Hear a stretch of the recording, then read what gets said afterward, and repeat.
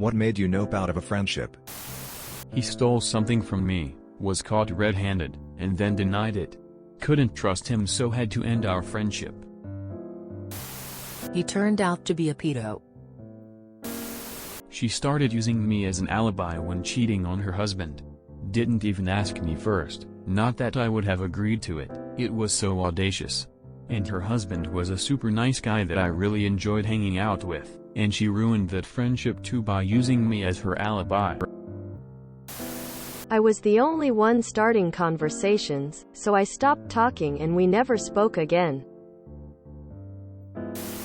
She started ignoring me because I had to cancel going to see her because I had to take my daughter to the emergency dentist. Face with raised eyebrow. We live in the same place within walking distance, so it's not like I was canceling the only time we could meet up for ages.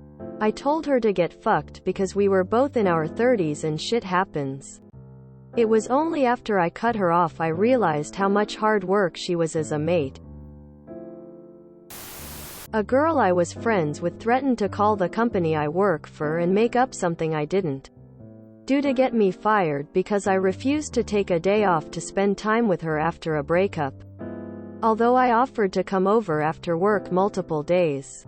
I took a screenshot of her threat and told her I'd go straight to the police if she actually did that.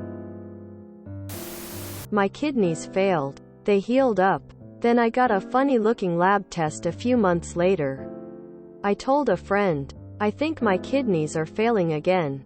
She sighed loudly and said, "And? What's that to me?" She'd just been complaining about her stupid, lazy coworkers for about half an hour. But she couldn't bother to listen to me. That was the last time I talked to her. My kidneys were okay, though. When my grandma got cancer and wasn't gonna go through chemo, so I needed emotional support by a friend, and she outright said to me that she would rather talk about the progress she made. Boy. I had a job where there was a good social aspect and we regularly went out for drinks together. A new guy started and turned up at some of these get-togethers unannounced. Which wasn't a massive problem, but I didn't notice that over time fewer people were coming out.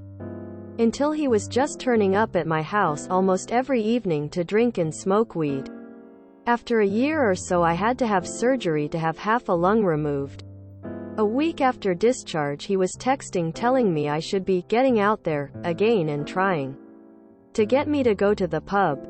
I was literally on morphine and recovering from major surgery. A week after that the texts and calls became threatening, accusatory, and eventually revealed that he had been telling people that I was faking the whole thing for attention. The last message I received from him was, "Stop telling lies about me. I'm asking you politely once. Next time you'd best watch your back." I'd not left the house or interacted with anyone who knew him as I'd barely left my bed. Dude was literally making threats based on his own delusions. I'd already tried to reduce contact as he'd get drunk and start talking about how he kicked in his neighbor's door because they were walking around in the flat upstairs in the middle of the night. And other such stories of an extremely antisocial personality. This girl wanted to hang out and immediately invited me to a passion party, which I Googled and came to the misunderstanding that it was a party where people bring their sex toys to show everybody. It sounded super weird and I didn't know how I felt about bringing my fleshlight.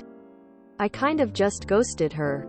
Later I realized passion parties are a MLM scheme. The bitch was trying to sell dildos and shit. Nobody brings used toys. I can only imagine what would have happened if I brought the fleshlight. He had already shown very jealous tendencies and had smacked me over the head because he thought I was looking at a guy, so it wasn't good already. We were outside of his friend's house and his friend asked how I was doing and he got mad at me for answering. I just got in my car and drove away. They couldn't understand working a full-time 9-to-5 meant I could not randomly go out drinking until 2 a.m. during the week.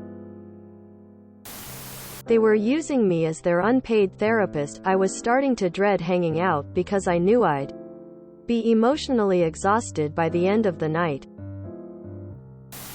When we were driving and he was in the wrong lane driving into oncoming traffic for a good 5 seconds. He was high and drunk and I never hung out with him again.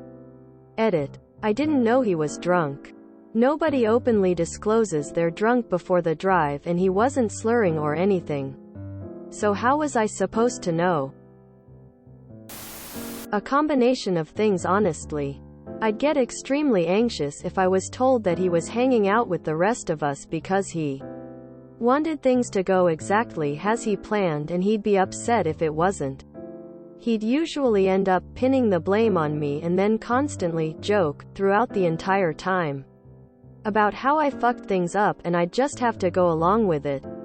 He'd constantly flake on everyone without saying a word, but if you had to cancel on him he'd get extremely upset at you. One of my friends used the exact same excuse on him that he'd typically use on us after the fact. And he got mad. His family was pretty well off while the rest of our families were working-class families. He expected us to spend money as if we had the same amount of money his family did.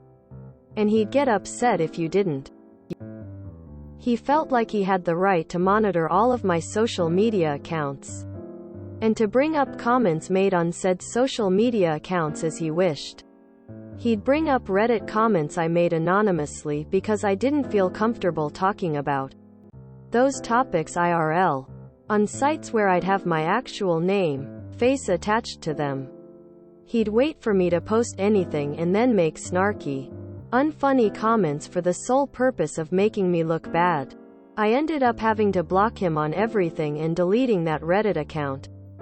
Whenever we'd play games together, if he was more skilled than I was, he'd make jokes about how bad I was and how I couldn't do anything right, which were really just thinly veiled insults. If I got upset, he'd tell me to calm down because he was only joking.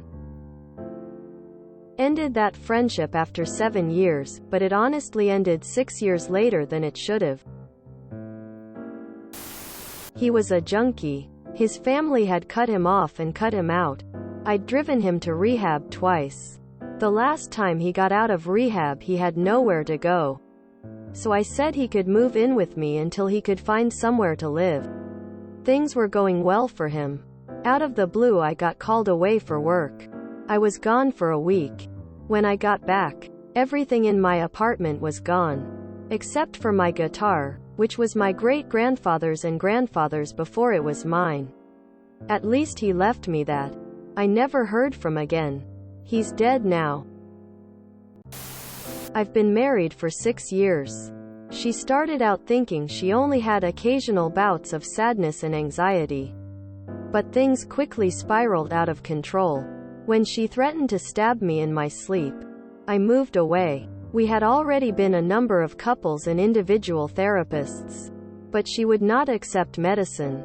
I contacted her to arrange a meeting and try to get some closure, but she cut me off, saying I wasn't permitted to leave her and that she was punishing herself by sleeping with 2 other men. I simply ignored her phone number and filed for divorce at that moment.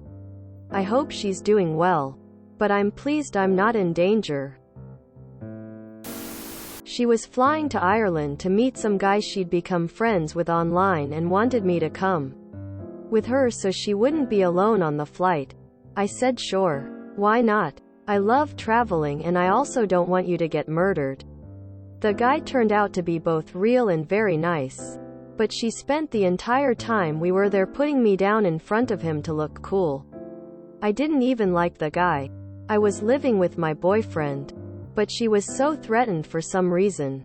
By the second day of getting mocked relentlessly, I was like, fuck it, and spent the rest of the trip exploring Dublin on my own. Once we got home, she and I had a conversation where I basically told her, I don't think either of us thought that went well, and never talked to her again. My brother came to pay me a visit. After spending the entire day with my girlfriend, it was time to see my brother. as we hadn't seen each other in quite some time. We made some snacks and are set to begin playing Loader, which we both enjoy. She dialed my number and had a lengthy phone conversation with me.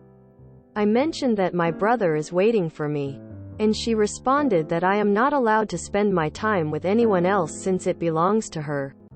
It was the last time the two of us spoke. Every time a guy liked me, she kept going, "Why does he like you?"